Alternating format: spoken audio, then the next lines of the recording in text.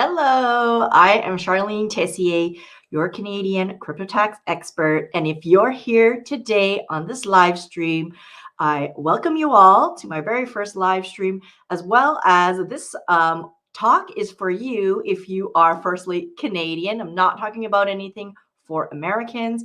Two, that you are a crypto investor, maybe a Web3 owner, or you're interested in understanding the regulations around Canadian crypto tax for the 2023 year. And I did say 2024 because people get a little confused, but we're talking about 2023 tax year. And so if that's right, then you are in the right place. And we are going to go through a few things so that you will be able to get rid of that overwhelm. And I happen to know that many of my clients who talk to me often feel that that it's very stressful and that it makes them lose sleep at night. And today we're going to be answering such questions like, how is staking taxed, and do you have to follow the same rules as mining? What is classified as business income and capital gains? It is not all just capital gains. It has changed quite a lot. The regulation was updated, and I'm going to go through that. We're going to talk about what is a taxable event for crypto, what triggers this taxable event, when do you have to pay taxes if you give it as gifts, because that was also a question that was asked a lot of me. And if you HODL, do you have to still report this to the CRA and pay taxes on it? And many more questions. Now, this is live. I'm welcoming you and inviting you to please put questions into the comments and chats. Now, I do know some people like to use I'm going to be using some case study examples to make this a little bit more interesting. And I'm not just going to be reading the regulations because, to be honest, it's super dry, even for me, even if I'm doing it every day, day in, day out. So it's going to be a lot of case studies we're going to be talking about. If you have a question, you can frame your question to, of course, strip out your, just make it a sort of more generic, and I can answer that in the comments. If you're not comfortable doing that, I do invite you to private message me, direct message me on LinkedIn. I will be dropping those links down in the description box, as well as all the other links I'll be talking about in this live stream. There are quite a few resource links that you might want to access. So you can private message me also here on YouTube if you want some confidentiality. Or if you think that you're ready to have somebody to help you with your taxes, I will also drop my calendar booking link so that you can have a private, confidential conversation with me when you're ready. So let's dive in to what we are going to be covering. Oh, I already did that. Sorry. Actually, let's start with a little bit about me. So I'm Charlene Tessier. I'm originally from Vancouver, Canada. I'm currently based out of Ottawa on the East Coast, and I split my time between Canada and Germany, but I only help Canadians with their business taxes and crypto investors, especially in Web3. How did I start and fall into this world? Well, I actually started in 2010 in the open source software community. I was really active there, along with digital privacy and the open web. That kind of community, out of it emerged Bitcoin. And for me, it was a really crazy ride because I never ever expected to kind of fall into this role. I was already doing taxes, mainly for business owners, of course, brick and mortar, very traditional. It was just kind of a hobby, and it was kind of part of the community. And so I started falling down this rabbit hole, and friends started mining a lot of it and asked me to help them figure out, when there was no regulations, what to do. And since then, since 2012, I've been working off referrals, and my almost entire book of clients consists of crypto investors, NFT artists, nonprofits who use crypto in a very unique ways. I have traders, people who are staking, people who are using liquidity pools, all kinds of DeFi. So I have a really diverse knowledge and a really long, extensive knowledge of crypto, because that's what I've been doing since 2012. first off, let me put my screen back on. Here is my disclaimer. I have to give this disclaimer. This is only for informational purposes. It's not intended as financial, investment, tax, or legal advice. The information that I present is without consideration of the investment objectives, risk tolerance, or financial circumstance of any specific investor. It might not be suitable for all investors. Before making any financial decisions, viewers should consult with their financial advisor, tax consultant, legal counsel to understand the risk and suitability of any investment or tax strategies mentioned here. And like I said, private message me, we can talk, but take everything here with these are going to be broad strokes and things like that, because obviously I cannot talk about your specific use case, and I will be answering any questions you do drop into the YouTube chat. So what questions are we going to cover? These are the specific questions I kind of pulled from about 100 questions I was actually able to come up with. I couldn't believe how many when I started putting this presentation together. And unfortunately, there is a much more outside of this, but this is kind of the scope I will be keeping it to. In addition, this talk isn't really for beginners. So if you don't know anything about crypto, I'm not going to be getting into any of that. I assume you already own, you already mine it, you already stake it, you already mint it, you are doing something in it for the last year at least. So you have a basic understanding. So we're going to talk about how to find accurate Canadian crypto tax regulations. It's actually surprising how much misinformation there is, especially around Canadian tax, mainly because we're kind of a small subset or country for most of these larger players, and therefore they often just apply the American rule, and that's just wrong. And I'm going to explain a bit more about that. What crypto trading platforms are authorized to do business with Canadians, and this kind of gets down to interesting kind of questions and the little wormhole, which will go down a bit. What's a taxable event? That's a very most asked question, I would say, and how is it triggered? And not everything falls under capital gains and losses. And so we want to figure out, how do you understand what am I going to tax it as, business income or capital gains loss? And if you hold, do you have to report your assets? Do you have to pay taxes on it? Many people are now gifting crypto to friends and family, or maybe they received it as a gift. Do you pay taxes on that? And staking, how is it taxed and how is it different from mining? So let's start with finding accurate Canadian crypto tax regulations. Now, often there will be a lot of information from crypto accounting platforms like Coinly, Crypto Tax Calculator. My clients use it. I use it. I love these platforms, and they put out a lot of blogged information.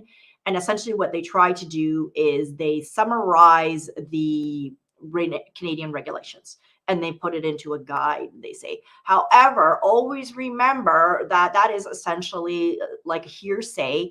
It is not the actual documentation to the CRA, and the final word is the Canadian CRA regulations. And so what does that look like? And I will put those links down below, but it looks like this. If you're not on the CRA page and reading, unfortunately, the most driest of content there, and you're just reading sort of the summaries or broad strokes, there is a likelihood that it's just their interpretation and understanding, and it could be incorrect for your use case.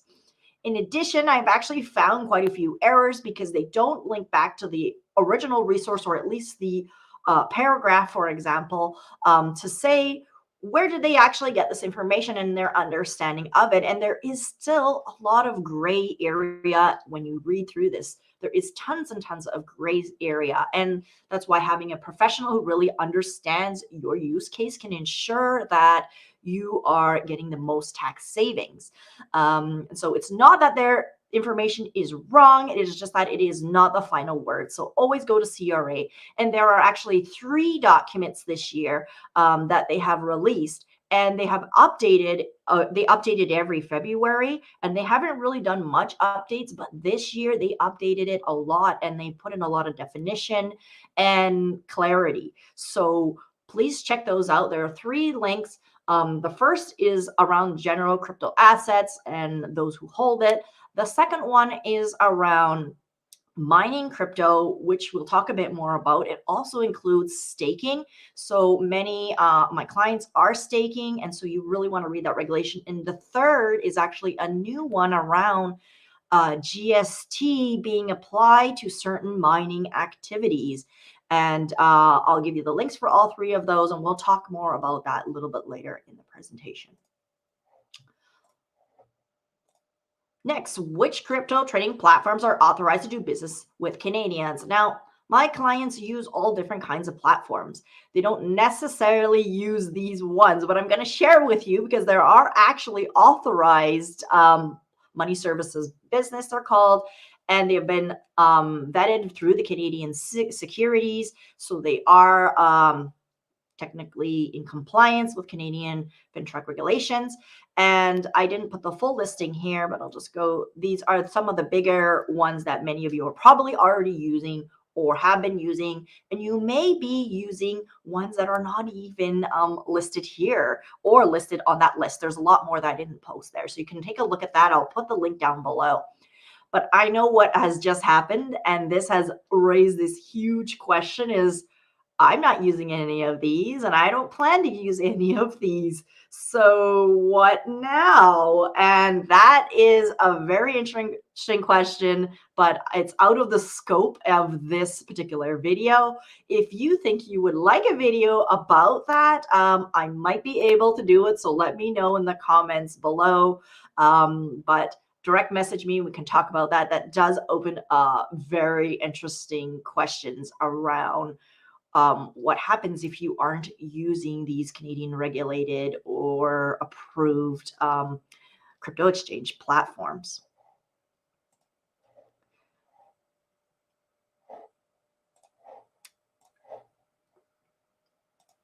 Let me just see if there's any comments, because if you do have, you can. Okay, great.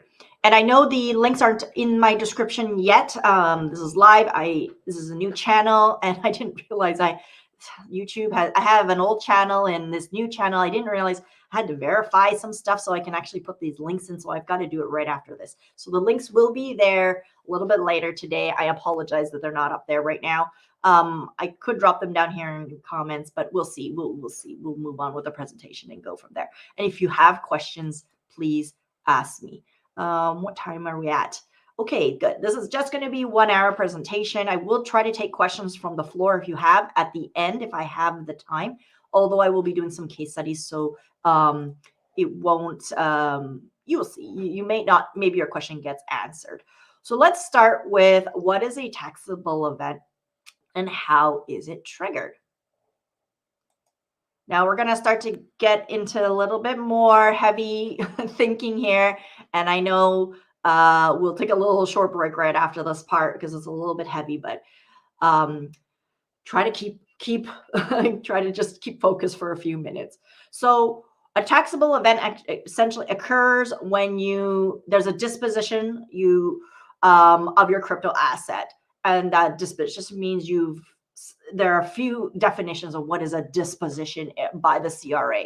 And just again, to remind you, everything that I'm pulling here and saying here is essentially exactly verbatim from the CRA website so that I am compliant. So the first one is actually barter. So you use it for goods and services. You buy or sell goods and services.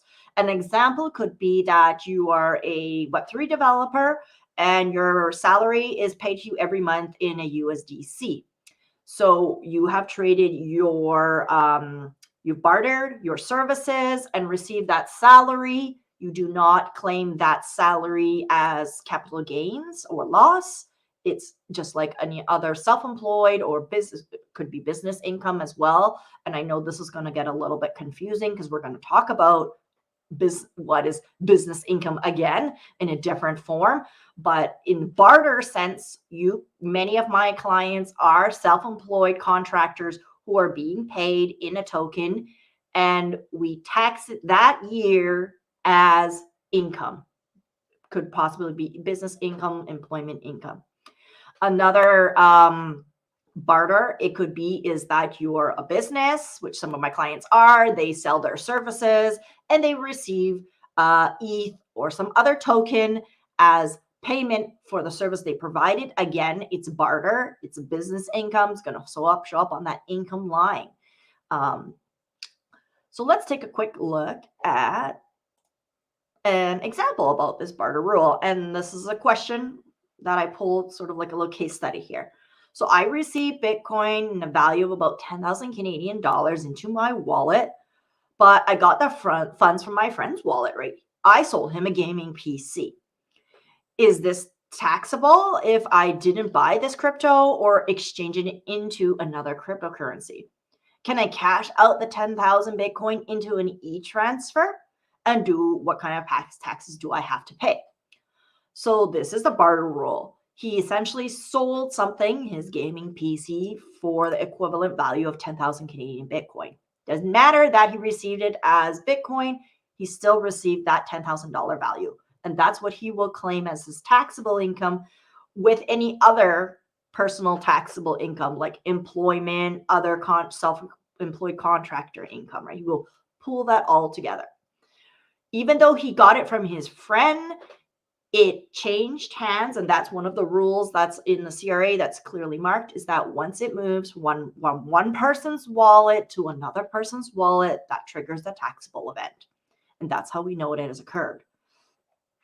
And so they will pay taxes on the $10,000 in addition to any other income he has, just like he has.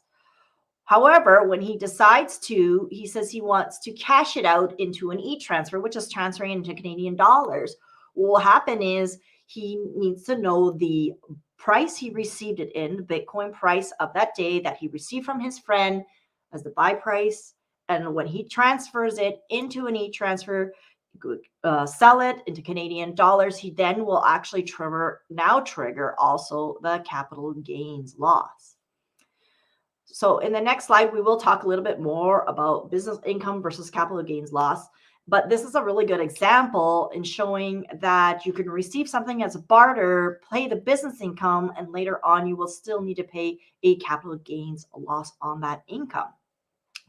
Now, there's one kind of little exception here that he could use. It's not clearly defined in the regulations, but let's just say he got that $10,000 worth of Bitcoin, and in the same day or as quickly as possible, he liquidated it and transferred it into Canadian dollars. He could argue with CRA or alert them that my intent was not to hold this Bitcoin for essentially trading or gaining in value purposes. My intent was to get the token and be able to use it in Canadian dollars to pay rent or whatever, right? And therefore, he should only have to pay the tax once on the $10,000 as a business income because of his intent. And I really look a lot about their kind of intent. What is it that you really want to do with this? And what activity are you doing? That's a much easier way to understand the regulations. So you can read through all the regulations, but often you're just like head is spinning and you don't know how to apply it. So using these kind of case studies or thinking about what is my actual intent am I doing here, that will help to clarify what taxation it will receive. Now, the next one is trade or exchange. And most people know that a taxable event happens, of course, when it moves from crypto to Canadian dollars or from one type of token to another, from Bitcoin to ETH or ETH to altcoin. It doesn't matter what kind of token. Every time it's changed, it then triggers a taxable event.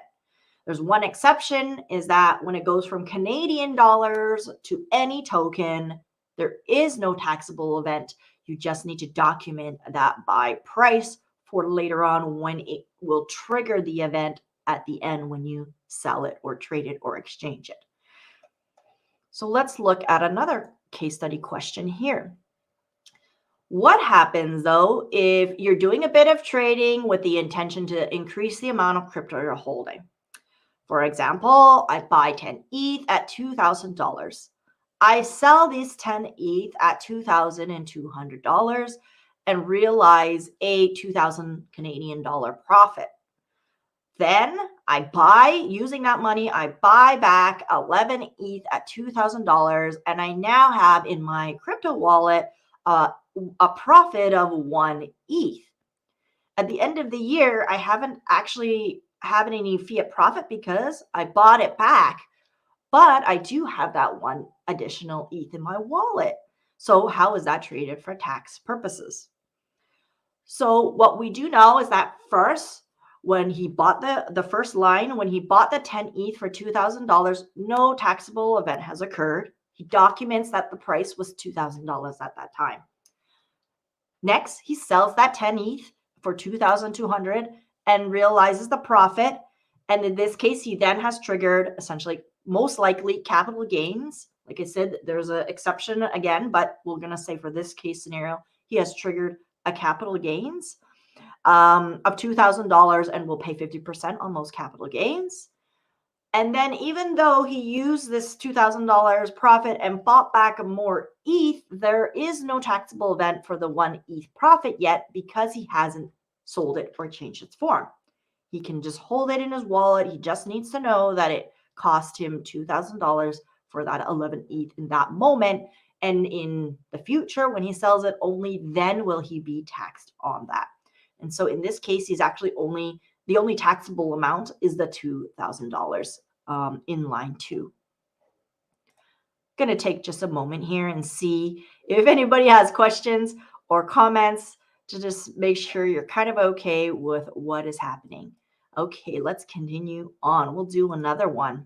And I hope that these kind of case questions help it to make it a bit easier to understand kind of how to apply some of these regulations. So another trader exchange question. If I do coin swaps, are they taxable events? If I swap 10,000 BTC to ETH, does this trigger a capital gains loss? And what happens if I swap the ETH back to BTC in the same year? Do I pay the capital gains loss again? So first thing we need to remember is that we must always remember to keep track of all our buy and sell prices every time you exchange your token. So when you change from BTC, when you first acquired the BTC, he needs to know the price. When he sold that to ETH, he needs to know the sell price and, of course, the buy price of the ETH. And when he moved it back, he will need to know it again. And when you sell the BTC to ETH, yes, what is happening, you are triggering essentially a taxable event. Even though you're swapping it or changing it, with the way CRA sees it is that you have sold that BTC and purchased ETH. Even if it's a split second, it happens in a split second. You still sold it and you still purchased something else. And when you, unfortunately, in the same year, move it back, you again trigger that sell of the ETH and buy BTC.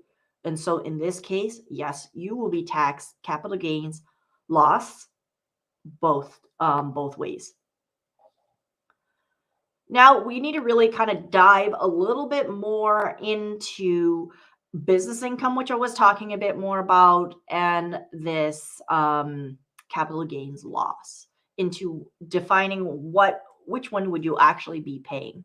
And this is a screenshot directly from the CRA, and it says there, and I highlighted it's a really key word, is the income you get from disposing of your cryptocurrency may be considered business income or a capital gain. And in order to report that income correctly, you must establish what kind of income it is. And it comes back to my thought of what's the activity you're engaging in? What's your intent for doing that activity?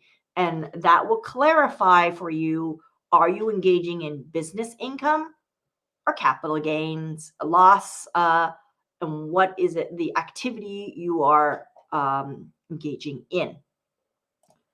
So which is it, right?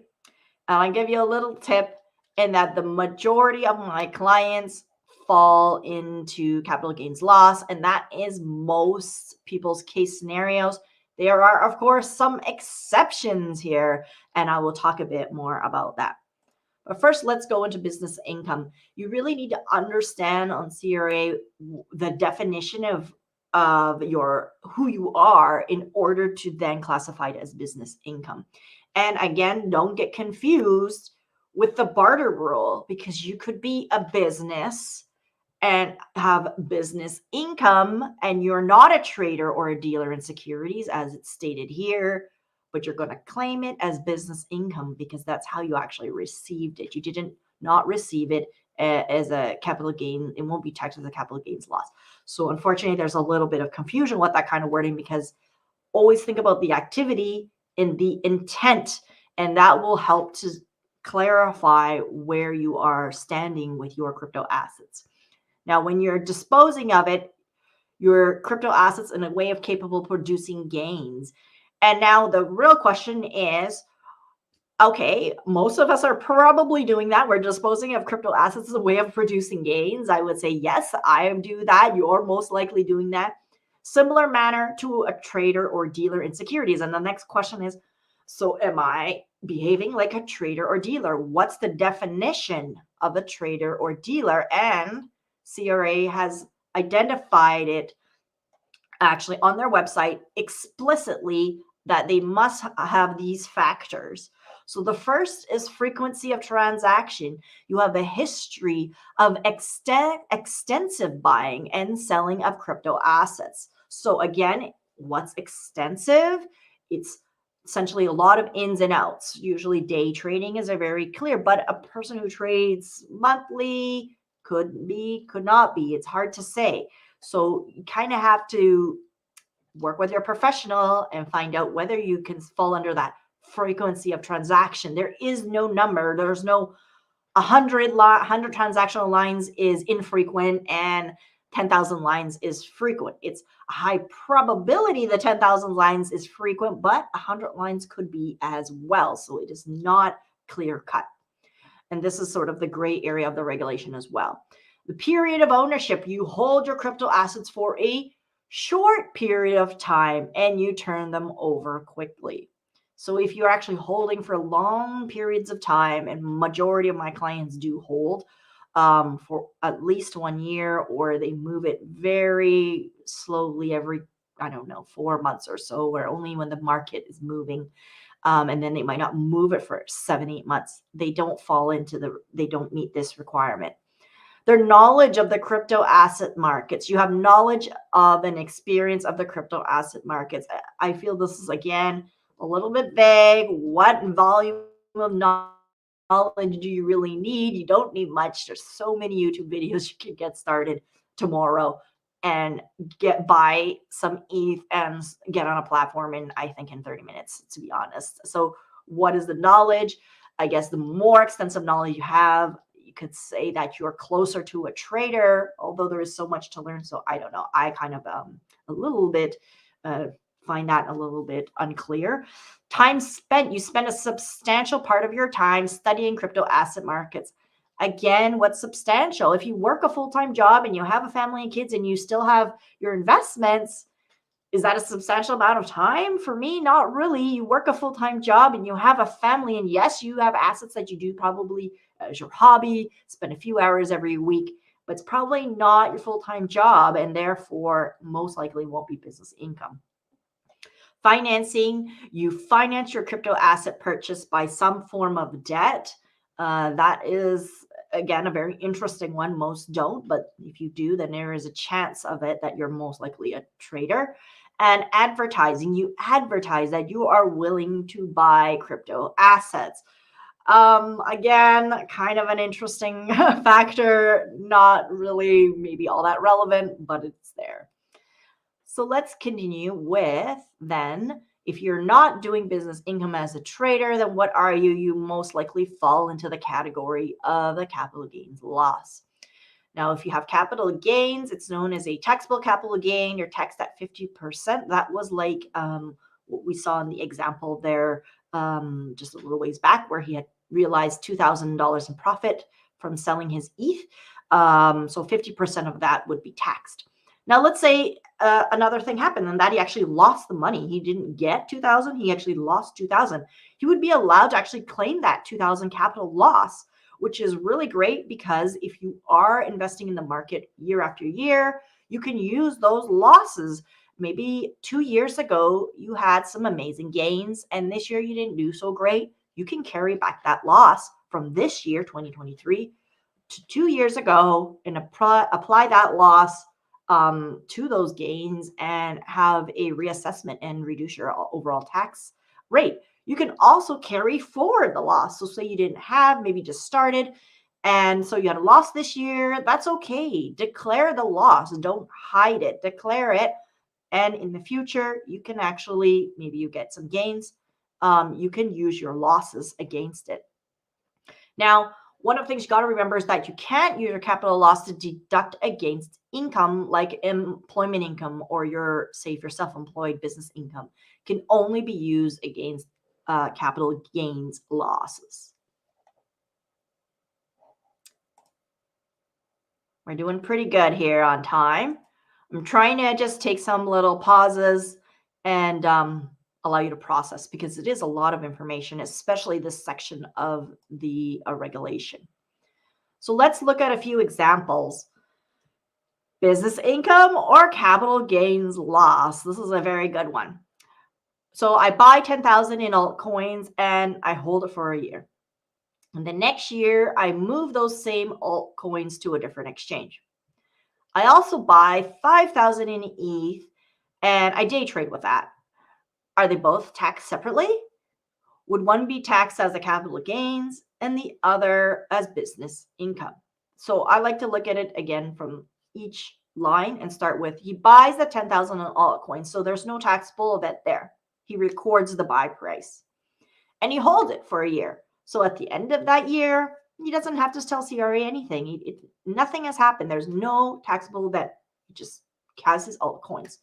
Now, and he decides he doesn't want to hold it on that exchange for whatever particular reason. And the next year he moves it, the same altcoins, to a different exchange. And a lot of people wonder, if does that cause another taxable event because I moved it off of that exchange into another exchange? No, it doesn't. As long as it's the same altcoin, it hasn't changed to a different type of token, there again is no taxable event. You just have to document that it moved and continue to hold that buy price, like know that buy price. Next, he then purchased more $5,000 in ETH and day traded. So that's actually really clear. If he was clearly articulating, I'm day trading with these $5,000, it's very likely that it is business income for that $5,000. But the $10,000 in altcoin, if he decides to sell it, say in another year, then it would become capital gains loss. But in that same year, he moved it to the exchange. Again, no taxable event occurred. It doesn't have to show up to CRA. Nobody needs to document any of that. It's only when he decides to eventually sell that 10,000 will then be capital gains loss.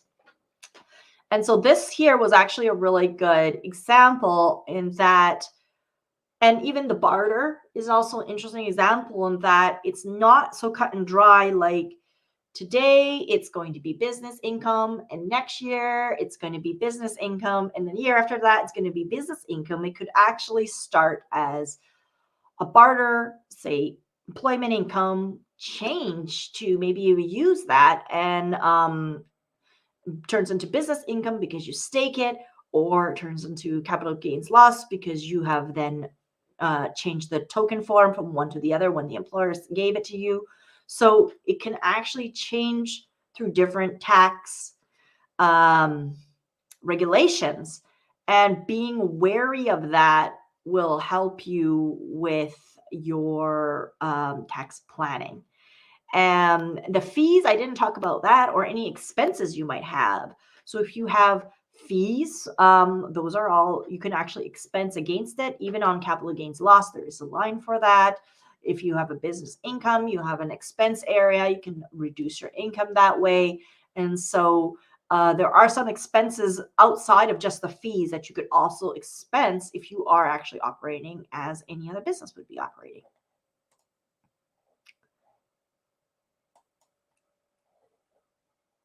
We have one more type of disposition, and that is the fourth kind, and that's the transfer of ownership. by way of gift or donation. And this wasn't very clearly defined in the past, but now they have actually defined it. And there's actually one other line that I want to just pull out from the CRA, and that there are other situations not listed from barter, capital gains, loss, business income, and gift or donation. If it's not those four, there are still other situations that are not listed, which may be result in a disposition and may potentially have an income tax consequences. So they have essentially a catch-all statement that even if it doesn't fall in these four, we could say that some other type of activity warrants tax. And this is mainly due to the fact that DeFi is very, it's difficult to classify, I guess, the DeFi activity. But let's look at the gift donation, because it's happening more and more. And so people are a little bit curious about how is it working. And I'm going to give you a little case study because this is a really good one in terms of thinking it through. Does the recipient of a gift pay the capital gains if they sell it immediately? Let's say I gift a family member 10,000 worth in Bitcoin. So if I gift the 10,000 in Bitcoin and they were to sell the Bitcoin for $10,000 immediately after receiving it, would they pay any capital gains or not because they sold it as soon as it was received? Okay, first, in Canada, gifting is considered a disposition, and therefore, when he gives the $10,000 worth of Bitcoin to his family relatives, the person who was the giver must pay the tax, must pay the capital gains on that $10,000. The recipient receives it, notes the price that that they received it in, the buy price or the fair market value price at the day that they received it. And of course, they don't pay any tax yet. They're only going to pay tax if they change it in some way. So this is a little bit unfortunate because it's technically the ownership changed hands from the person who gave it. I don't know, Joe, who gives it to Sally. Sally, if she were to liquidate based on the regulations, selling that Bitcoin, turning it into Canadian dollars would trigger another taxable event, a capital gains one. However, there again, it's not clear. It's a little bit gray in this area. It may be more beneficial to if he's saying immediately, right? So it depends. What is immediately? Again, maybe it makes more sense for Joe, the giver, to just liquidate and pay those capital gains and then move whatever over to the family member rather than him paying the tax and then his family member having to pay yet again, essentially on the same amount. That's one of the ways to look at it. It's a little bit in the gray area. It could fall under this barter rule again, in that within the moment of getting it, the intention is to sell it instantly and therefore not a hold to have gains, and therefore not be taxed once again. But if you were to follow it essentially as written, in theory, you would need to pay it 2 times. And so that's something to kind of think about when you're doing gifts. So always think about which is it? What's the activity you're engaging in? Are you engaging in the barter, business income, capital gains, loss, gift or donation, other, which is not even listed here because it's out of the scope, because there is many that fall into the other outside of these 4. I'm not going to deny that. Can the activity that you're using that token be all 3 in the same year? Yes, it can. As we saw in several of the examples, it can start out, for example, in year 1 as a barter tax, and then the next year it can change. You can maybe sell that token, that ETH that you got as a salary, and change it into some altcoins. And when you do that, you trigger those capital gains loss. And maybe in year 3, you decide to do a little bit of day trading. Market's really hot, and now you are incurring business income with that same, essentially what initially started as that same token. And so thinking about that, the activities that you're doing and the different types of activities you might be involved in. You could have multiple wallets with doing different activities being taxed at different rates each year, and changing every year as well. And we are going to take just a moment here just to breathe. For me, it is a lot to consume. That is a lot of information. That is the main fundamental understanding of the CRA crypto tax regulations. If you kind of can understand that foundational bit, it becomes much easier. There are, of course, gray areas. There are, of course, areas that I would not able to answer unless I actually know your specific use case. So if you have questions, please, you can drop them down below and let me know. If you've got any questions, put them in comments. If you're not comfortable with that, you can direct message me privately, and I'd be happy to answer your questions so that you can get them answered. Now, we do have one more. We've answered almost every question on that, and we've got one more to go. And I know my brain is full, just like yours. We're getting there. But we got to talk about staking, and we got to talk about mining, because so many people stake and so many people mine, and the regulations around mining have gotten a lot clearer. CRA issued a specific document, and here is the screenshot of that for mining activity. So if you are mining, it is very explicit. There's 2 actually documents. I'll talk about the second one in a minute. But first, let's talk about the question everybody asks: is staking mining? And what is considered mining activity? This was always kind of a little bit gray because they often didn't really include staking, so it was not explicit. Although this year it became a little bit more explicit, although it is kind of lumped under mining. And I'm not sure why they did that, but that is it. So this is from the CR website. What is mining activity? An activity of validating transactions with respect of a crypto asset, adding them to a public distributed ledger, blah, blah, blah. I think you all kind of know that's what it is. If you're engaging in this activity, you know what it is. I don't really need to read that to you. What's interesting is the second paragraph, where they now stated here, the validating can be commonly referred to of proof of work or proof of stake protocols. This is directly from the CR website. Once they put that proof of stake protocols, for me, even though they don't explicitly use the word staking, it's mining is staking. It's dealt with taxational wise the same way. And we can also look at this a little bit here that I have in yellow: a person that allows another person to use their equipment to carry out the validating of transactions, adding them to a public distributed ledger. So that for me also kind of solidified it. And it happens that staking and mining are essentially business activities.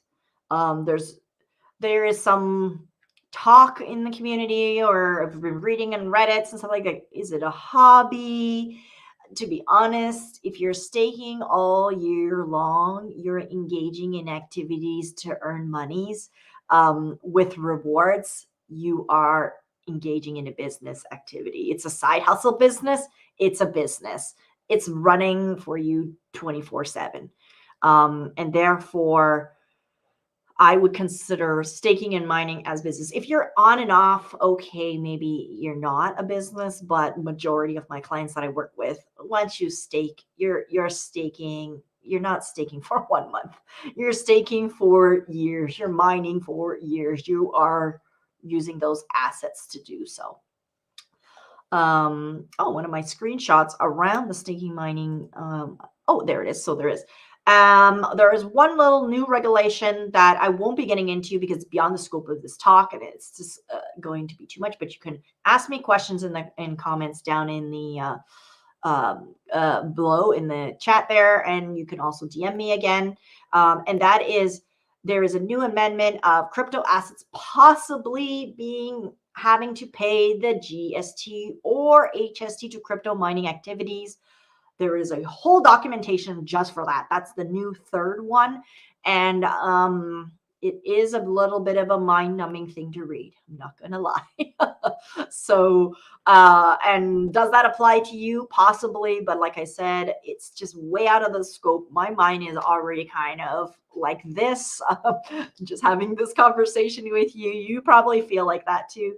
But we made it. We made through the foundational understandings of taxable events and the types of crypto incomes and how they can be used and taxed within Canada. And don't feel bad if you feel like that.